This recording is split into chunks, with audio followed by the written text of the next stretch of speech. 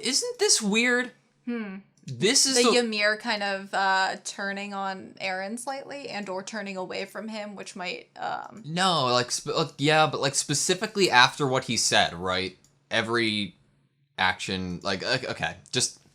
This is weird. So after Reiner's speech, that's right. I'm still too naive. I've got to do what I can. Do what I can to make you guys suffer and die in the worst ways possible. Which is so funny because right before he finished that sentence, you said, yeah, to get all the information. Yeah, I know. And then he goes and says, suffer and die. I was like, ooh. But okay, suffer and die, worst way possible, right? And then, so that's a very big statement, right? Reiner's like, and then Ymir says, you can't be serious. Huh?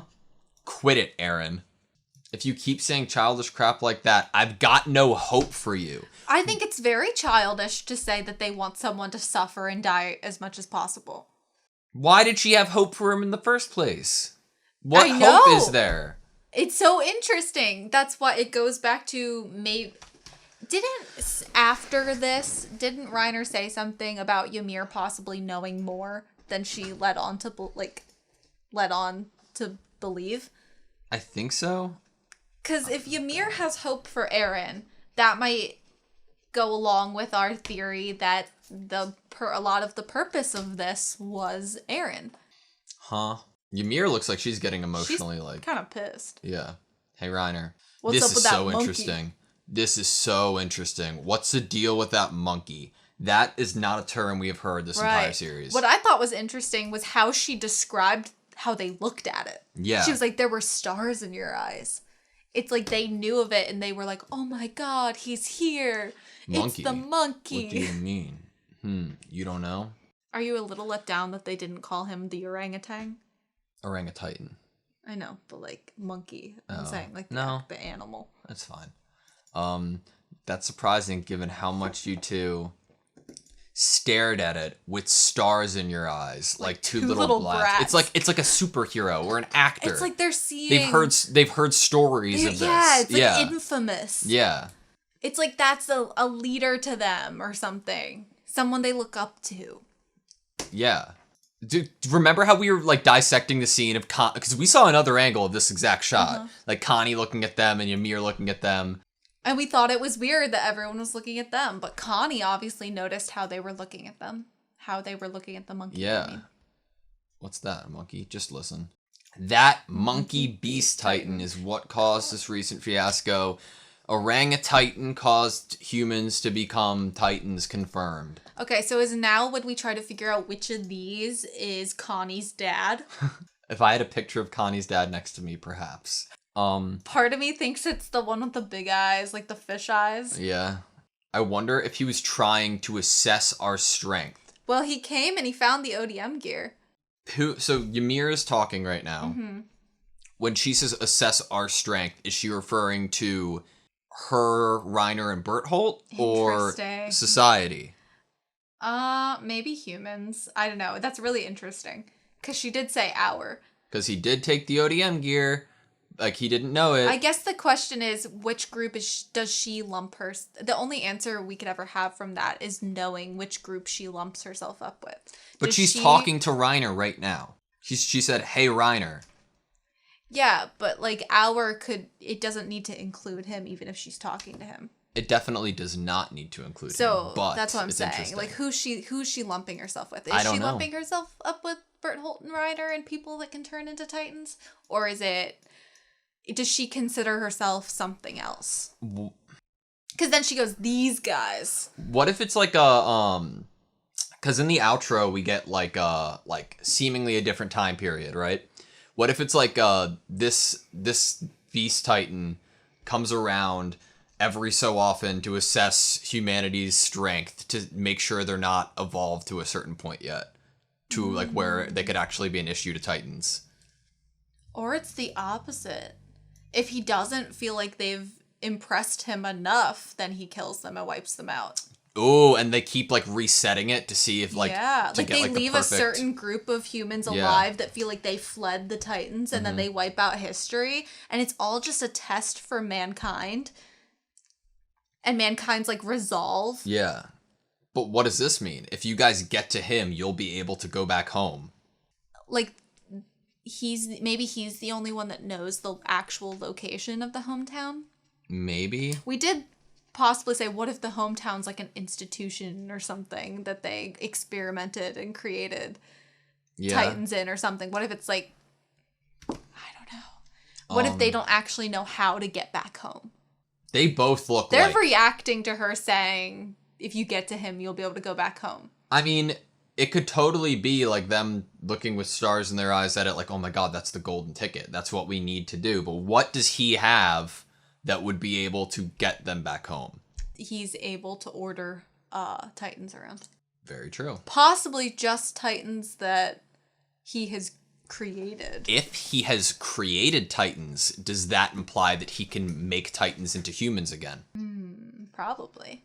What if he awoke the ones that were What Titans? if it's like Avatar and the like the world turtles or the power turtle kind of thing, and they like, what if he turned Reiner and Bertholdt into Titans, but then like turned them back into humans with the ability to control if they want to become a Titan or not, and then said, okay, if you do this for me, I'll turn the rest of your village back into humans. Something like our village.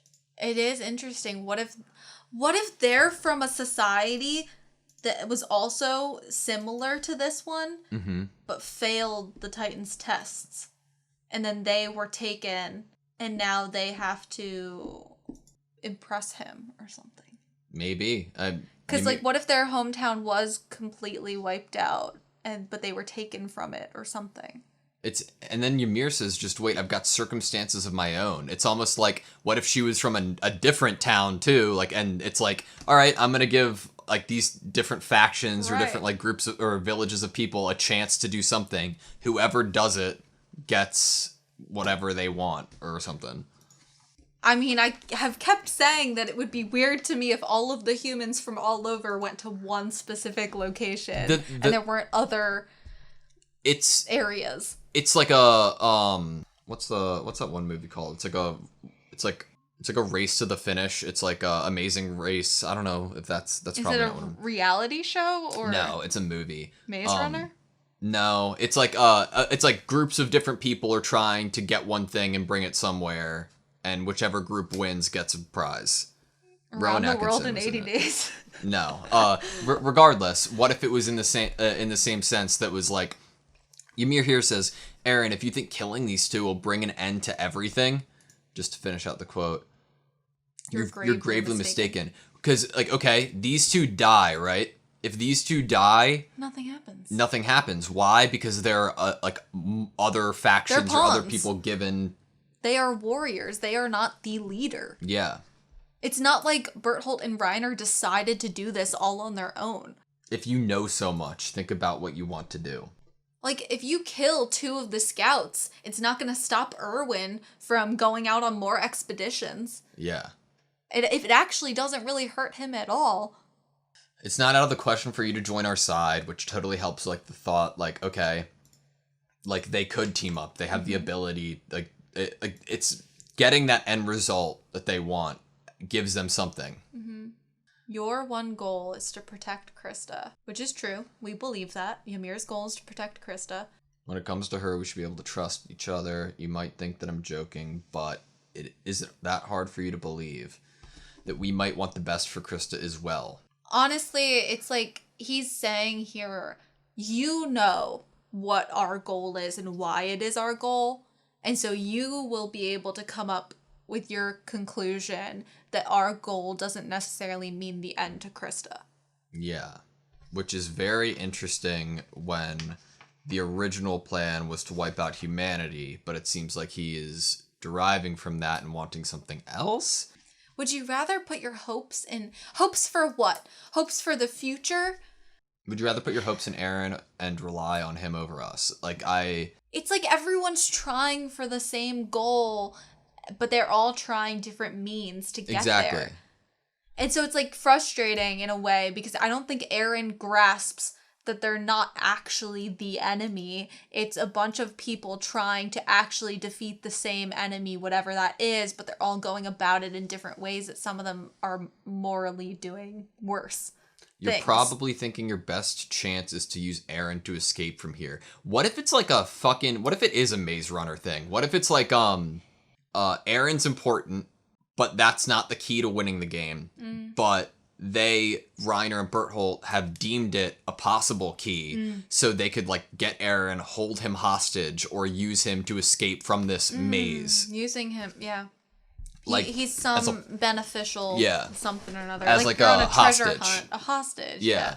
To escape from here. From here, it makes it feel like it's a simulation or like a game that they've Or been like put into. once you actually leave the final wall, you basically end up right back where you started, or something. There's only as far as you can go.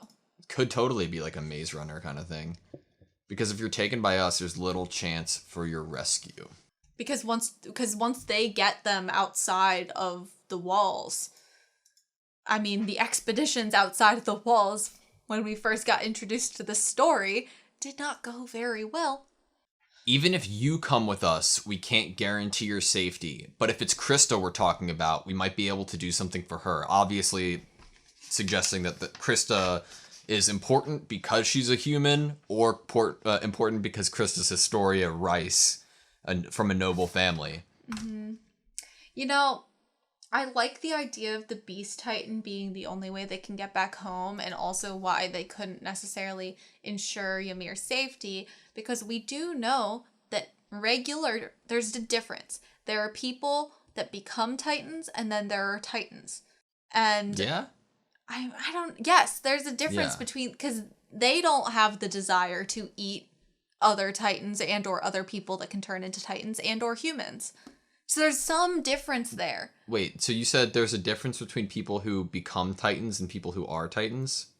Yeah, I don't really know how to phrase it. I guess the Ymirs and the Erens of the world versus Connie's parents.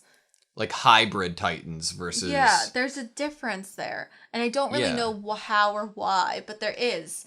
Well, that's why I suggested the thought of the Beast Titan being able to turn them back and then giving them some sort of power. But what I was getting at is, if the Beast Titan is possibly the golden ticket home, it could be because he's almost like you would want to follow behind the person you'd be safest around. Yeah. And if they're worried about other Titans coming and attacking them, like they're currently in trees and they know that if they jump down even in Titan form, they'd probably be eaten. Yeah. But the Beast Titan was ordering the little Titans around and he could walk without fear.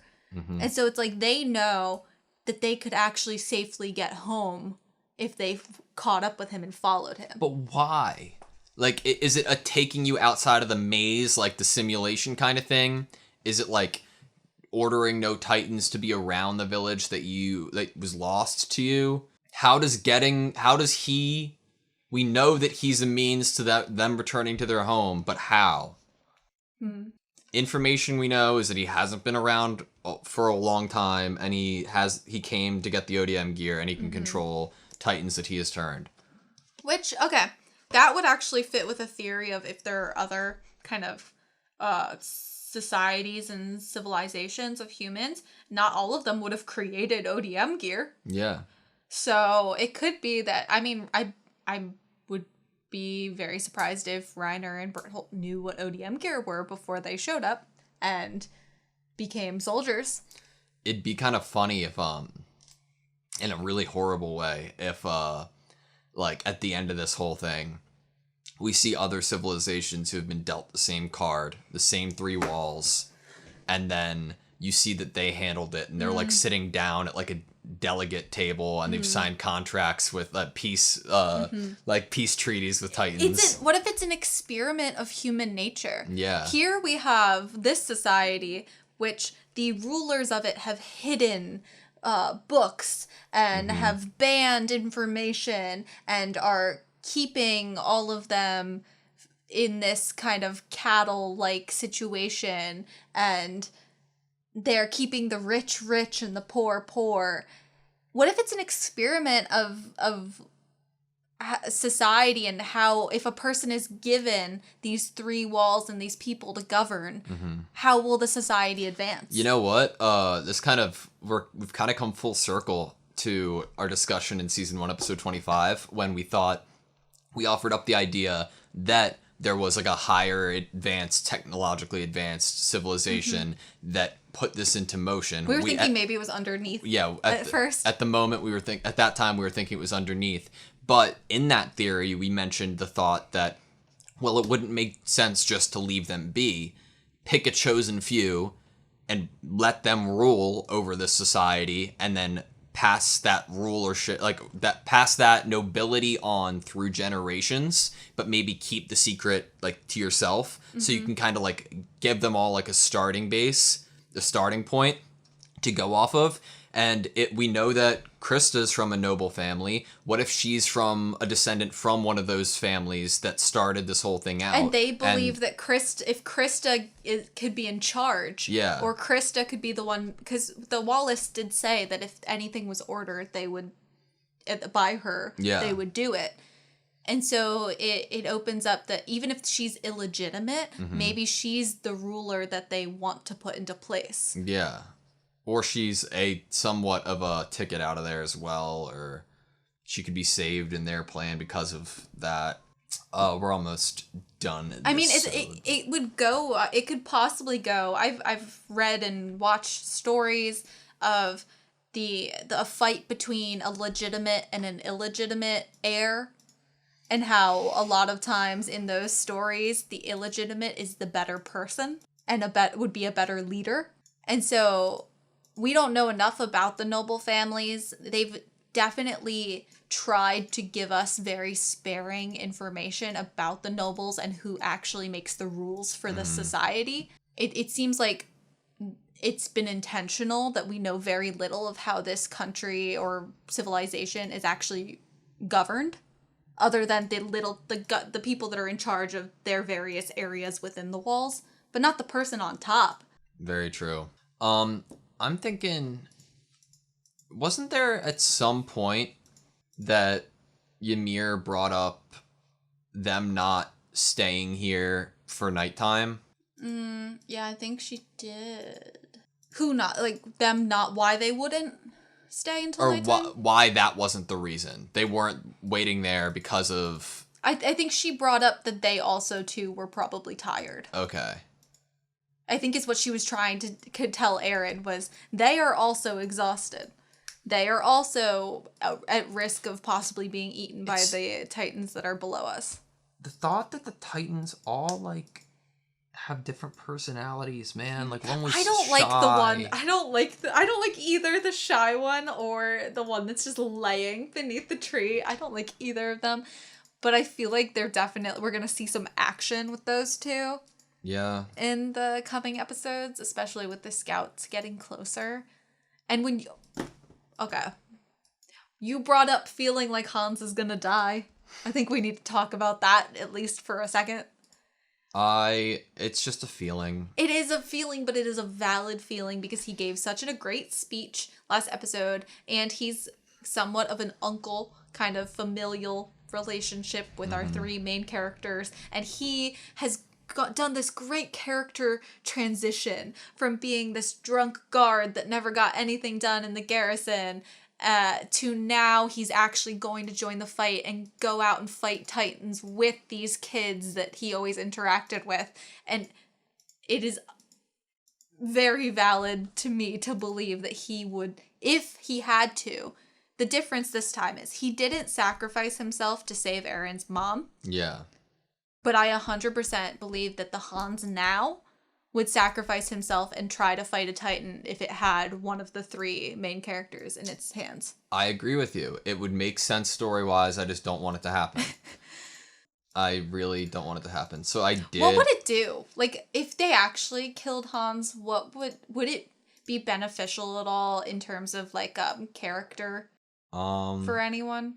Beneficial? Growth, you mean? Yeah, I think it would probably just add fuel. Yeah. But it wouldn't transform anyone, I don't think. That's true. Like the way Marco did for Jean. seemingly possibly Marco did for Reiner, Annie, and Berthold. That was probably their first instance of realizing how screwed they were. There's an instance here, so I want to see if I can find it again. God dang, I don't know if I will be able to. Because this was a very dialogue-heavy episode, so... Yeah. I'm gonna paraphrase, because I can't find it, because FML. But it was like, Reiner, you can't... why are you waiting here until nightfall? Is it because you don't have the energy to turn into the Armored Titan again? Like, why didn't you just keep running? And then his response to that, before an Aaron inner monologue, was use your imagination. That was the actual line. Yeah, it was. But I think that's kind of weird. Like, use your... Oh, there it is. Yes, okay. Okay, what's stopping you? Well, okay. Yeah, either way, we wait for night. Why didn't you stay the Armored Titan and run home? What's the point of stopping here? Too tired and had to take a break? Why don't you use your imagination? It's cold. It's, I don't want to answer your dumb question. You don't think there's another reason for them stopping here? Potentially? There could be. Maybe they're waiting for something, you know? Yeah. Maybe this was a meeting spot for a You're Beast right. Titan. It could be a meeting spot. Maybe they had the plan with Annie all along for Annie to wake up. Oh, and she comes out and helps. Yeah. Like, oh, that'd be sick. And she escapes. Yeah. This is a good episode, man. Another episode that has taken up more than a page in my book. I just wrote Marco and circled it. I wrote other things, but that's the biggest thing I wrote. I love it. I just love that Marco is still being used. I do too. I love it. Me too. Is it safe to say Reiner killed Marco? Yes. Okay. That sucks. It is safe to assume that Warrior Reiner killed Marco. Yep. And or led Marco to being eaten by a Titan. By, like, restricting him and breaking his arm and possibly pushing him off the roof or into a Titan's hands. I don't know. Fuck that. I don't want to think about it. You good? Yeah. But, okay, I have one question on that then, that we can end with. Mm-hmm. What would be the purpose? Is it a complete break of Warrior Reiner coming out and having no ability to kind of differentiate what's in front of him and hurting Marco? Is it Marco knew something? Found out something based off of what Annie, Reiner, or Berthold had said just then in the moment? Or, right. Yes, I think that is also a very possible thing. Okay. Good? Yeah. Thank you guys so much for watching this video. Please like, comment, and subscribe, and we hope to see you next time.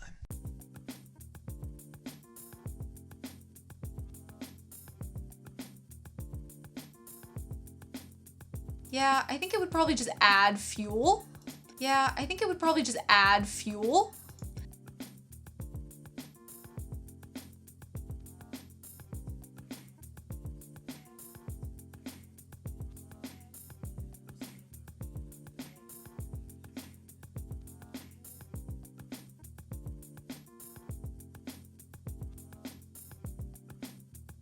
I think it would probably just add fuel.